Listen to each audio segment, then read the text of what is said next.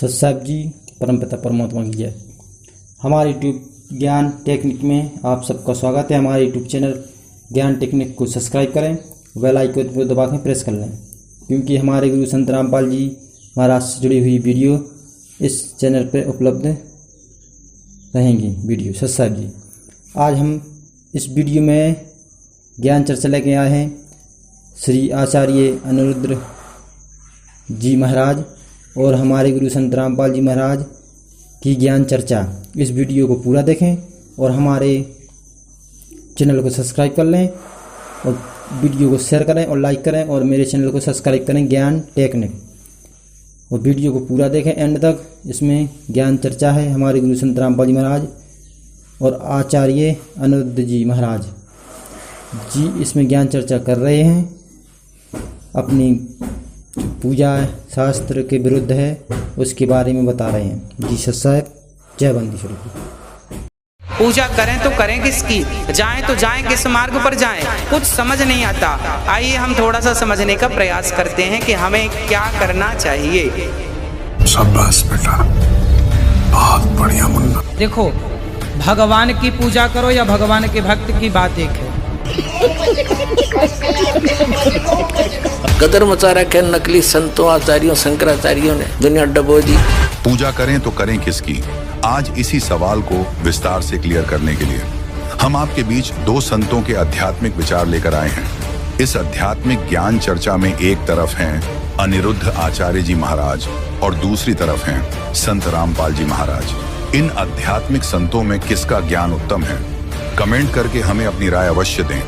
अगर इस चैनल पर आप पहली बार आए हैं तो फटाफट से वीडियो को लाइक और चैनल को सब्सक्राइब जरूर कर दें। तो चलिए वीडियो शुरू करते हैं।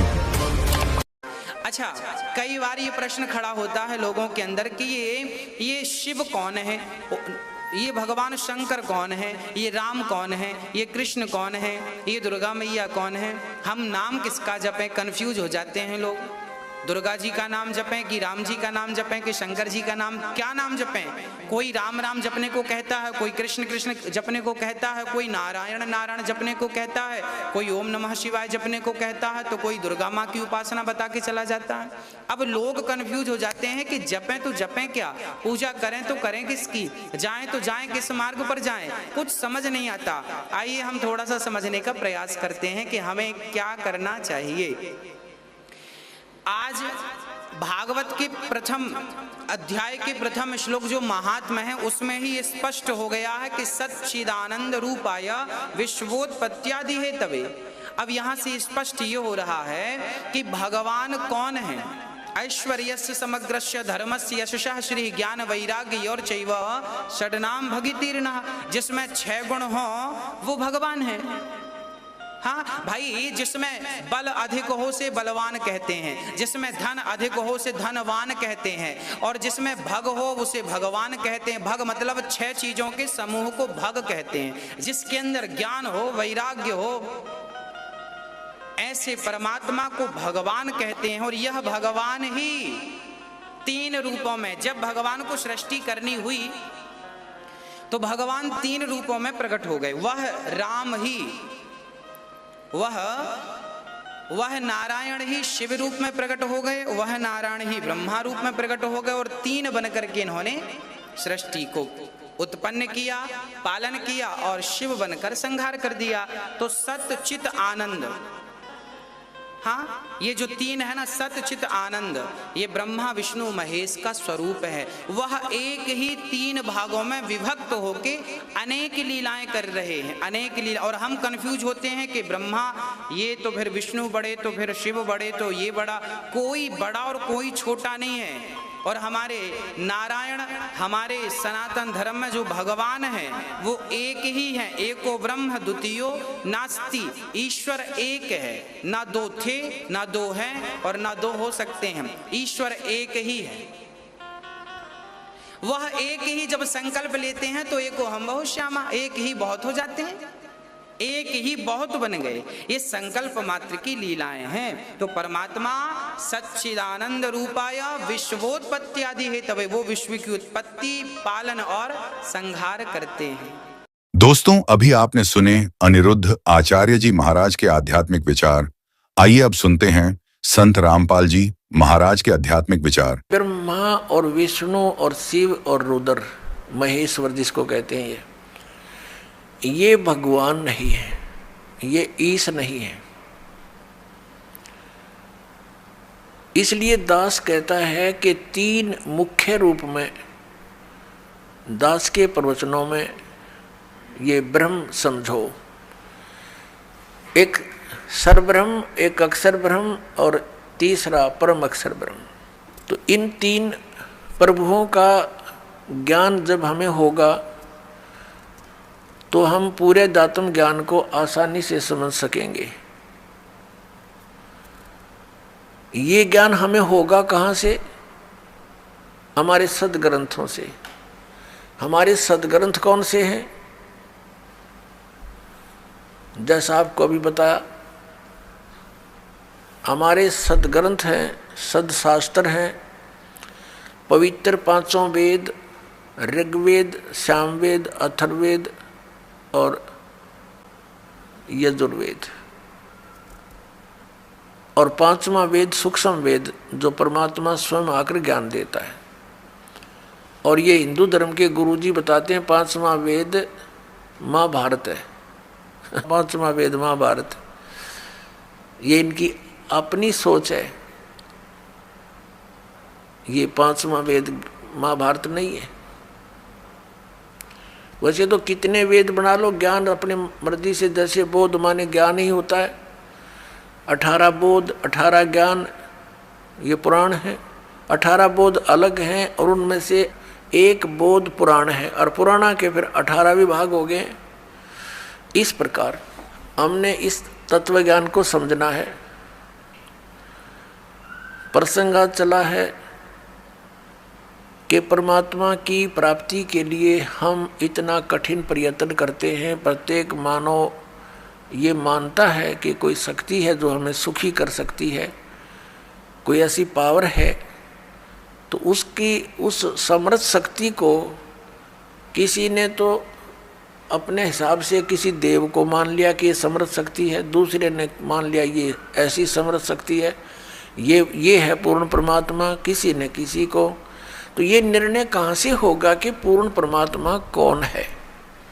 जैसे आपके समक्ष श्री ब्रह्मा जी रजगुण, श्री विष्णु सतगुण, श्री शिव जी तमगुण, ये तो रिजेक्ट हो गए, ये गॉड नहीं है, ईश नहीं है, क्योंकि इन्हीं के इतिहास में लिखा है। इनके पिता ने बोला है, सदाशिव ने कह दिया। ठीक है, अब ये सदाशिव कौन है? ये कहता मेरा एक ओम अक्षर है। ओम अक्षर किसका है? ब्रह्म का। तो ये ब्रह्म ही सदाशिव रूप में प्रकट हो गया। जैसे गीता ज्ञान देते समय इसने अपना वास्तविक रूप दिखाया श्री कृष्ण से बाहर निकल के, और इतना लंबा चौड़ा, ऊपर तेज बहुत घना इसके शरीर में, और इसके भयंकर रूप को देखकर अर्जुन जैसा योद्धा भी कांप रहा है और कह रहा है कि भगवान आप तो देवताओं को भी खा रहे हो, सिद्धों की, सिद्ध भी आपके, ऋषि भी आपके सामने मंगल कामना कर रहे हैं, आप किसी को नहीं बख्श रहे हैं। तो 11वें अध्याय के 32वें श्लोक में कहता है कि मैं काल हूँ भाई और अपरिवर्त हुआ हूँ। श्री कृष्ण काल नहीं थे। श्री कृष्ण जी ने पहले कभी अपने आप को काल नहीं कहा, बाद में कभी उसने काल नहीं कहा, और उनके पास आकर के सब ग्वाल बाल गोपिकाएं तथा पशु पक्षी भी प्यार पाते थे। तो श्री कृष्ण काल नहीं थे, ये काल था श्री कृष्ण यानी विष्णु जी के पिताजी, जो इनको भी यहाँ अज्ञान से परिपूर्ण करके रोके हुए हैं। पुण्यात्मा, उस कौन से परमात्मा की हम भक्ति करें, इसका निर्णय हमारे सदग्रंथों में। सदग्रंथ आपको बता दिया, ये पांचों वेद, और इन 4 वेदों का निष्कर्ष संक्षेप श्रीमद् भगवत गीता में इस ब्रह्म ने ही बोला है, जो अभी विष्णु और ब्रह्मा जी को कह रहा था कि तुम ईश नहीं हो, तुमने अपने आप को ईश मानकर, कर्ता मानकर बहुत भारी गलती की है, बड़ा अचरज किया है, असंभव बात की है तुमने, कही है तुमने, तो ये भगवान नहीं है, ये तो क्लियर हो गया। और ये गीता ज्ञान दाता यही है, ब्रह्म है, सरपुरुष है, श्री कृष्ण में प्रवेश करके बोलता है। ये स्वयं कभी किसी के समक्ष नहीं आता, इसने प्रतिज्ञा कर रखी है। श्रीमद् भगवत गीता अध्याय नंबर 7 के श्लोक 24 और 25 में यही गीता ज्ञानता था, ये ब्रह्म, ये काल, सदाशिव जिसको कहते हैं, ये कहता है कि मैं कभी किसी के समक्ष अपने वास्तविक रूप में नहीं आता। मुझ अव्यक्त को यह व्यक्तिम आपनम मन्यन्ते, ये बेबुद्धि के लोग, मंदबुद्धि के व्यक्ति मुझे श्री कृष्ण मान रहे होंगे व्यक्ति रूप में प्रकट। आई एम नॉट कृष्ण, मैं अपनी योग माया से छुपा रहता हूँ, मैं कभी किसी के समक्ष नहीं आता। ये मेरा अनुत्तम एक नियम है, घटिया नियम है और अविनाशी अटल नियम है कि मैं कभी अपने वास्तविक रूप में, जो ये मेरा रूप है, असली मैं काल हूँ, मैं किसी के समक्ष नहीं आता। तो ये कहता है कि मुझे ये कृष्ण मान रहे हैं, मैं कृष्ण नहीं, मैं गुप्त अपने कार्य जो करता हूँ, मेरे कर्म और जन्म अलौकिक हैं। श्रीमद् भगवत गीता अध्याय नंबर 4 के श्लोक नंबर 5 और 9 में इसने स्पष्ट किया है। इसके जन्म और कर्म अलौकिक कैसे हैं, ये अभी आने वाले समय में आपको बताएंगे। यहाँ प्रसंग चल रहा है कि 3 पुरुष हैं। अब साथ में एक कंसेप्ट और क्लियर करना पड़ेगा कि कौन से सदग्रंथ हैं जिनको हम प्रमाणिक माने। जैसे उपनिषद हैं, कोई कठोपनिषद है, कोई मांडुक्य उपनिषद है। ये मांडुक्य नाम का एक ऋषि था, उसने जैसा वेदों को समझा और जो अपना भक्ति विधि अपनाई और उससे जो उसको अनुभव हुआ, उसने अपना अनुभव लिख दिया। वो उस मांडुक्य ऋषि का अपना अनुभव है। उस उपनिषद में जितना भी ज्ञान वेद और गीता से मिलता है तो वो वेद और गीता का है, बाकी का उस मांडुक्य के अपने घर का है, वो हमें मान्य नहीं है, जो वेद विरुद्ध है। ऐसे ही अन्य उपनिषद समझे आप। तो ये ऋषिकृत हैं और ये वेद और गीता ये परमात्मा कृत है, प्रभु कृत है। गीता जी के अंदर थोड़ी सी भिन्नता है। जैसे जो ज्ञान वेदों वाला है वो सही है, कुछ ज्ञान में इसने अपनी अटकल लगाई है। ब्रह्म ने जो वेदों में ज्ञान दिया वो तो पूर्ण परमात्मा ने दिया है, इसके अंदर फीड कर दिया, इसका उसमें कोई रोल नहीं रहा। लेकिन आगे इसने ज्ञान दिया है तो ये बीच में इसका ये कहा जाता है कि ब्रह्म दत्त, ये ब्रह्म ने दिया ज्ञान। जैसे ये जीव है, ये है तो भगवान का, और जिस माँ से जन्म ले लिया तो वो फिर उसका अधिकार मानती है कि ये मेरा है, ऐसा समझ लीजिए।